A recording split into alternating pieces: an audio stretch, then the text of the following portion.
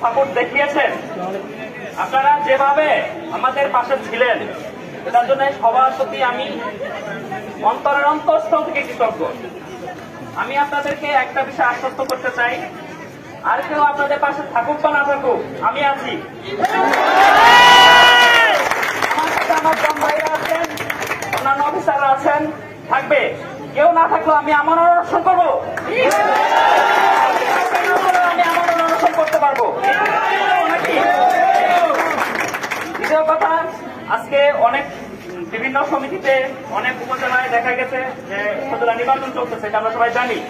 অনেক জায়গায় জবাবত হয়েছে, হয়তো এই কারণে আমরা সেন্ট্রাল কমিটি থেকে জানানো হয়েছে যে ওই জায়গাগুলো একটু শিথিল হয়ে কর্মবিরতি চলতেছে। তো কেউ যদি জানায় যে ভালো হচ্ছে না, থেমে যাচ্ছে, এই ধরনের গুজবে কেউ কান দিবেন না। একটু শিথিলতা আছে, সেটা হচ্ছে নির্বাচনের জন্য এবং আবহাওয়ার জন্য। আবহাওয়া আমাদের পক্ষে যাচ্ছে না বাইরে, এটা নিয়ে ঘাবড়ানোর কিছু নেই। আল্লাহ তাআলা আমাদেরকে সুযোগ দিয়েছেন, এটা পরীক্ষা না।